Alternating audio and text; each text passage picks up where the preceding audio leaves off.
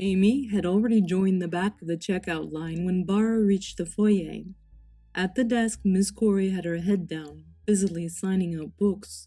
The streak of silver in her otherwise black hair swayed back and forth in the dim light, until she tucked it neatly behind an ear. She looks busy. We should show it to her tomorrow.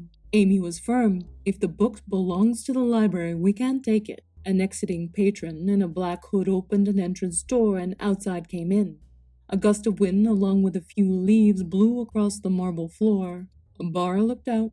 Gone was the sunny fall day. The sky was now gray and it had begun to rain. The door opened and closed again. More wind, more leaves. Looking back at Miss Corey and then down at the diary, Bara felt an increased unwillingness to give it up. She thought about making a run for it, but it was too late. The last remaining patron was served. It was her turn. Amy pushed Bara toward the counter. Miss Corey put out her hand. Bara placed the diary cover down in her open palm. Miss Corey took the book automatically and scanned the spine. There was no telltale beep. She turned it over and looked at the cover. Her gray eyes widened. "Where did you find this?" Amy went to speak, but before she could utter a word, Bara broke in. Her glance had stolen to the portrait of Nelson Sedgwick, and inspiration hit.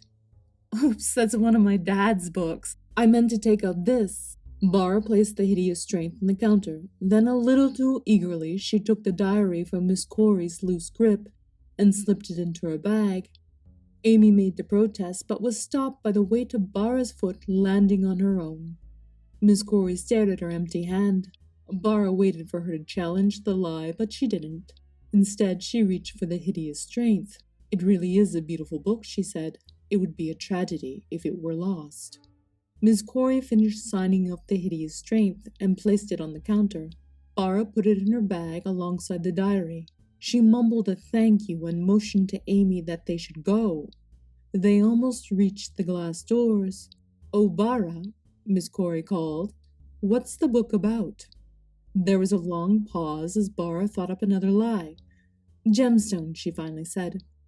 "Of course, that makes sense with the stones on the cover. They must be topaz." Eager to just get away, Bara agreed. "Yeah, topaz." Her hand was on the door when Miss Corey stopped her with yet another question. "You're sure they aren't amber?" Bara said nothing. "But no," Miss Corey answered her own question. "That can't be.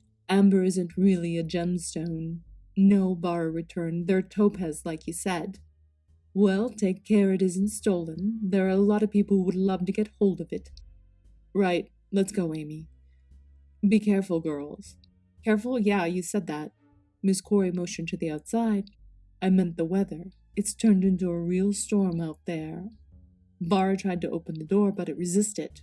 "Good night," Miss Corey said. "I'll see you both soon." Bara took one last look back. Miss Corey still watched. Bara pushed at the door all the harder and broke through the wind resistance.